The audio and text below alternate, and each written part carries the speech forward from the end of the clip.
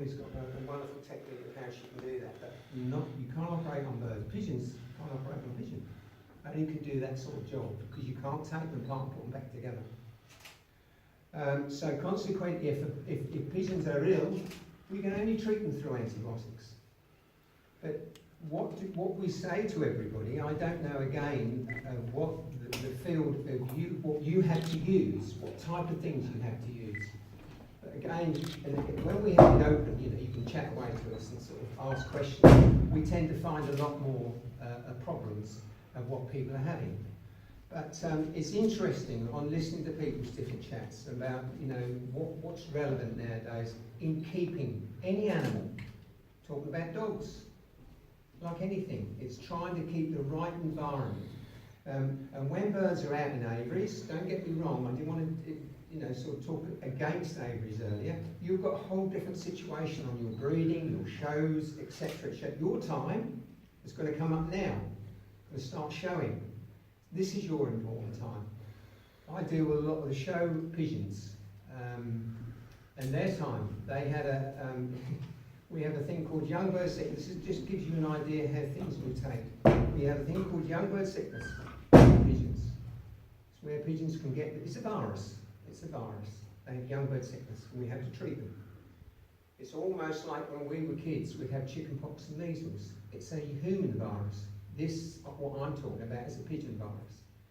And so I get them to leave them to get the disease as much, or the virus, spread it around as much as you can before we treat them. Because if you treat too quick, you'll only treat the ones that's got it there and then, and the ones that haven't got it at this time will go and get it later. And as you pigeon guys at the back will know, if you get a problem, you want it over and done with. But this is how things change. So in a minute, when we start talking to you, it'll be interesting to find out what little problems you have in the health of pigeons. But you can see what I'm saying to you. Most important is the shed. Most important is the environment you keep your birds in. That to us is the most important thing. Because if we can keep healthy birds in there and the whole situation, we've got game pigeon fanciers that lock all their pigeons out in an aviary all winter. They lock them out in aviaries, they don't keep them inside. My pigeons just stay inside. Everybody's got different ideas, same as what you said a little bit earlier. You all have your own ways of doing things, and you stick to them. You should stick to them. Because there's not a right and wrong way, believe you me, and all the time I've been in my sport, there's not a right way and wrong way. It's the way that you're going to find out to be as successful as you can with whatever you're doing. But when we talk about antibiotics, a lot of what you see on here are natural. I said to somebody only this week, 300 years ago, man only had garlic and herbs. That's all he had to keep himself healthy. There's a lot to be learned in that, even today. Garlic's a wonderful thing for birds. It's good for my pigeons. It's one of my main things I use. And it's and herbal stuff, natural stuff, iodine. I think it's wonderful. Keeps the immune system strong, keeps the glands moving, and all these things. Again, it's nice to be able to talk about what we believe, but health is the issue. In a second, I think they're going to try and get some droppings. We'll put them on this microscope and show you what we look for. We hope we can find something. We hope we can find something. But what are you normally looking for, Holmes? What do you normally look for? So normally when people do send a sample in, we'll use the microscope in-house. So what that means is we're generally looking for things like coccidiosis. We're looking for yeast, fungal, any kind of fungal branching, things like this, which you can see sort of on this screen here. We look for trichomoniasis as well, which is protozoa which lives in the crop. Sometimes what you might see is that the mouth can actually get a little bit sort of a creamy colour, a little bit of saliva is coming out, food starts to stick to it as well. But again, that can also be candida, so yeast and fungal infections as well. That's why it's so important to do these tests. What we use is a pack like this, and we've got these specially tailored swabs which are made for small birds. The ones for pigeons are a lot bigger, aren't they? You wouldn't want to be trying to put one of those down a small bird's throat. So sometimes we do understand, obviously, it is very, very hard to somebody's got to hold the bird and you've got to sort of swab down, and they're very, very small and fragile, and it is hard to obviously swab down. Obviously people that use crop needles like yourself, you can understand obviously how hard that can be. So sometimes you can massage the crop to get a bit of regurgitation onto the swab. So then when it comes into us, we analyse it on the microscope. That's not for things like viruses or different strains of bacteria. It's for things like trichomoniasis, yeast and fungal infections, and then with the drop-ins, it's quite hard because sometimes with small birds the drop-ins can be quite dry in the environment if you've got things like shavings and things on the floor in certain cages and sections, or in certain flights you might have grills or different bits and pieces. Everybody has got different environments, so what it is important to do is get a substantial sample. We do say up to about here is what we like really. And if you want to be collecting over a couple of days to get to that sort of sample, put them in the fridge of an evening and then recollect the next day.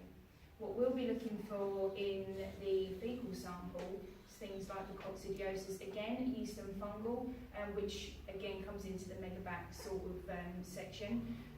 Any kind of worms which you don't really get too much with the small birds, but it's more coccidiosis is, even if they have a small amount, it can knock them off quite quickly. And you've only, as you know, probably got a couple of days when a bird starts looking poorly to start finding out what's going on. On the other hand, you don't want to be pumping stuff into the birds because you don't want to be blind treating. What you're going to be doing by giving any antibiotic, no matter what it is you're going to be completely clearing the gut of all bacteria, and that's not what we want. What we really would like to do is promote good natural immunity and natural health in the birds really, which is why it's so important that prior to pairing or even prior to a show season, doing a standard sample like this is something that is very, very important to their health, because then we know how are all the levels in the birds, because all birds are going to have a little bit of cocci, a little bit of yeast. They've always got it all. We've all got bacteria in us now. We've all got E. coli's and all sorts in us all the time. But it is important that before we start breeding, that we make sure that there isn't anything in there, because when we start breeding, things like the kidneys and the livers, but especially the kidneys, are going to be taking the most of everything to actually make the egg and pass everything over to actually make that egg as such. So what happens is if we've got issues and we've got problems, diseases, or even as David was saying and Connor himself was saying about the actual environment as well, that's all going to be very detrimental down to what we're going to have egg-wise as well. And we do get a lot of people that phone and say, well, I haven't had a really good season. I haven't really had a lot of eggs, a lot of black eggs, a lot of eggs that aren't full, things like that. That is down to a few different things. This is where the next stage comes in. So this sort of testing is your standard microscopic test. This is the first stage. The second stage gets a little bit more complicated. So that's where you're going to be doing things like cultures, when we have a special plate and we grow the actual bacteria on the plate to see what it is. We look for viruses. We send that to a specialised lab in Belgium to look for that. He has got many different plates of all sorts of bacteria that look like they've been made up out of just picking a load of words out of the alphabet sometimes. Lots of horrible diseases out there. And we believe that over the years, from being able to bring birds in from different countries and different types of crossbreeding and different breeds that we can get in and people trying different things, it's almost manipulating the bacteria in a way that it's becoming stronger. And going back to sort of pigeons, where this company mainly comes from, things like trichomoniasis and E. coli and our dreaded paramyxovirus is actually getting worse, because the more people are medicating and the more people are pumping things into their birds all the time, the actual viruses and the problems themselves are getting stronger, and it's getting harder to treat, which is why testing is so important, because we know which antibiotic we've got to use if we need to. Do we even need to use one? Is it something completely different? So it's not just testing. We have a chat with people all the time. We really feel it's important to work with you as to what is actually going on, because sometimes it can be something completely different. Going light can be down to things like coccidiosis, can be yeast infection, can be trichomoniasis that you see there on the screen. That one there is coccidiosis in a goldfinch.